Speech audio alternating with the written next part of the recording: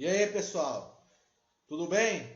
Vamos continuar nossas videoaulas sobre Roma. Estou falando 4 vídeos, mas na verdade vai dar 5 vídeos, né? Sobre, por enquanto, né? Talvez demais, não sei ainda, sobre Roma, tá? A gente finalizou o 4º vídeo justamente trabalhando aqui a crise do século III, o período do Baixo Império. E nós vamos observar que essa crise ela vai se arrastar por 2 séculos e provocar a queda do Império Romano, tá bom? Mas quais fatores que provocaram essa crise?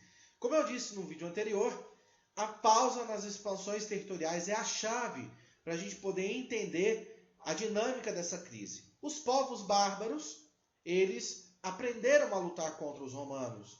As legiões romanas eram muito eficientes, eram máquinas de guerra surpreendentes. Talvez no mundo antigo não teve nenhum exército que se comparasse à organização, à disciplina, treinamento, uso de tecnologias como o exército romano. Só que nenhum exército é invencível. Todo exército tem pontos fracos, isso é óbvio. Os romanos, eles não conseguiam lutar bem em regiões de floresta densa e de pântanos, né? Então os povos bárbaros começaram a atrair as legiões para essas áreas que tinham essa geografia desfavorável à utilização das legiões. E aí os romanos começaram a acumular as suas derrotas. Então mal conseguia se sustentar as fronteiras do Império Romano. A dominação romana era uma dominação violenta. Apesar dos romanos flexibilizarem, né, permitirem que os povos dominados mantivessem ali aspectos da sua cultura, da sua religião, a maior parte desses povos não se sentia à vontade, né, sendo dominada pelos romanos. Queriam sua autonomia, queriam sua independência. Enfim, então você tem um efeito cascata. Se Roma não anexa novos territórios, consequentemente o que vai acontecer? O fluxo de escravos diminui. Se o fluxo de escravos diminui, o fluxo de riqueza. Se escravos não tem produção agrícola, o número dos impostos também diminui. A qualidade do exército diminui, porque não tem os recursos necessários para manter esse exército funcionando. A pressão das invasões bárbaras aumenta, porque os bárbaros percebem o enfraquecimento dos romanos.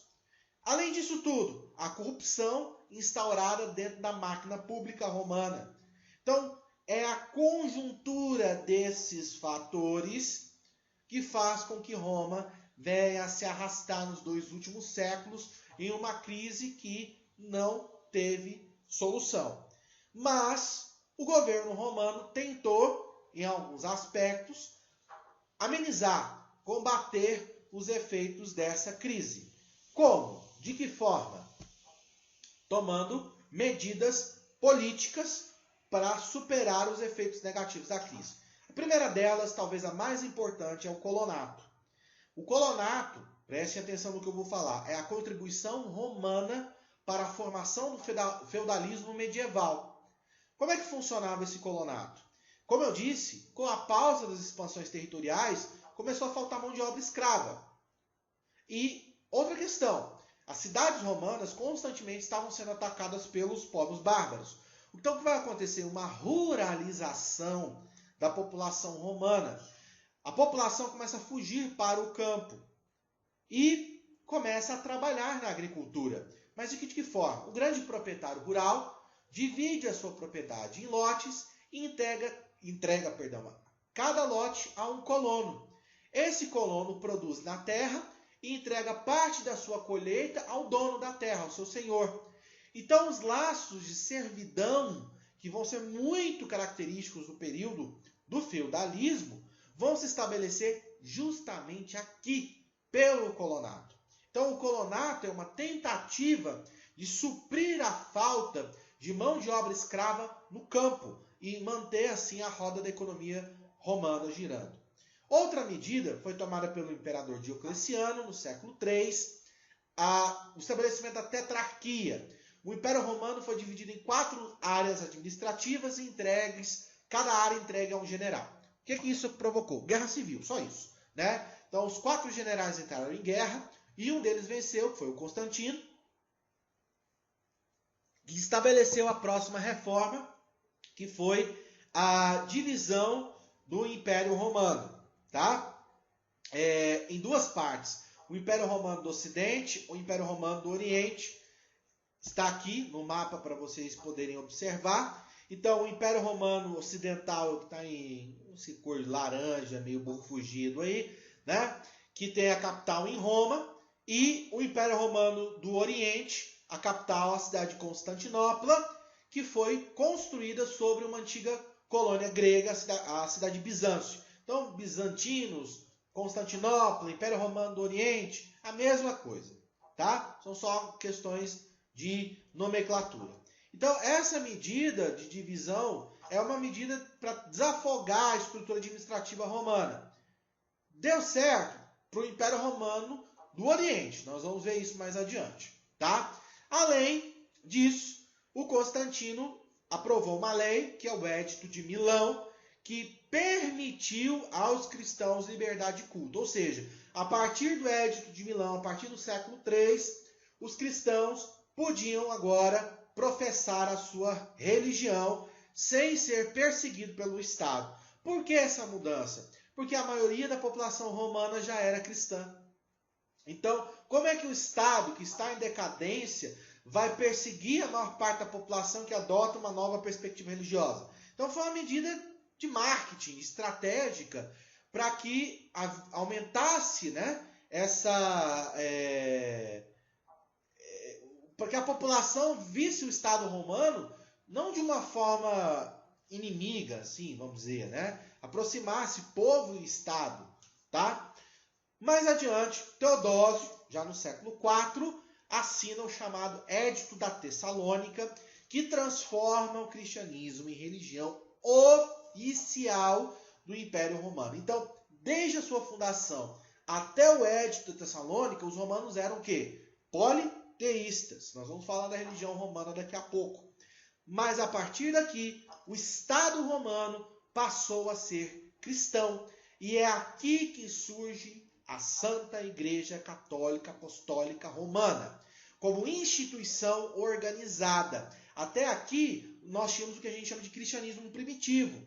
Não havia uma estrutura política, administrativa e hierárquica dentro do cristianismo. O cristianismo vai se aproximar da estrutura política e administrativa romana. Tanto é verdade que na Idade Média, a grande herdeira do direito romano, das estruturas políticas e administrativas de Roma, inclusive da língua, que é o latim, é o clero católico.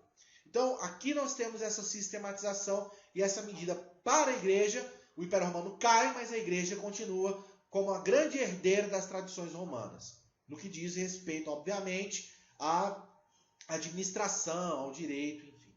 Tudo bem, pessoal? Então, nós vimos um mapa aqui que mostra justamente essa divisão. E aí, a grande questão, essas reformas solucionaram o problema? Não.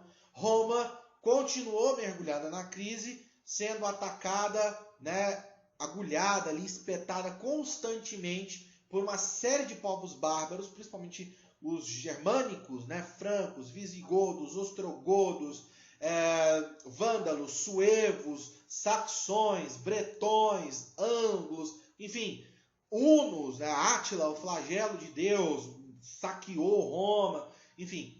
Então, foi uma época muito conturbada, até que finalmente, em 476, Roma cai, né, diante da dominação dos Érulos. Foram os povos que deram o golpe final ali sobre Roma. Tudo bem?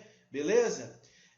Mas, obviamente, que 1000 anos de civilização romana deixa para nós um legado histórico e cultural gigantesco. Filosofia, né? A preservação de textos gregos, os filósofos romanos, grandes escritores como Virgílio, como Petrarca, como Cícero, entre outros, né?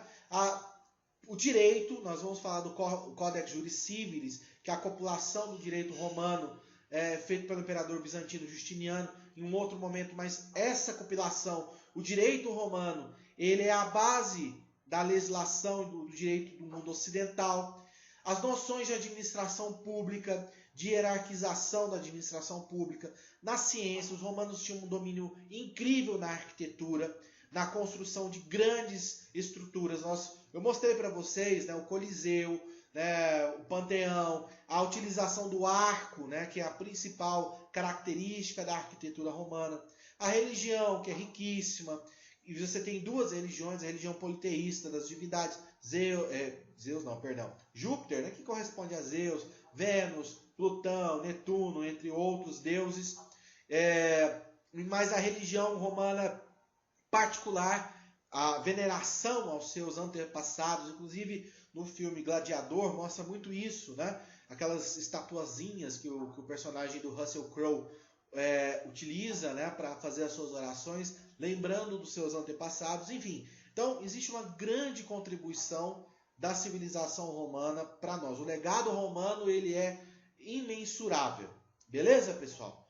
Então é isso. A gente vai encerrar aqui com esse último vídeo as nossas aulas sobre Império Romano. Espero que eu tenha contribuído para o aprendizado de vocês. Certinho? Fiquem com Deus. Até a próxima.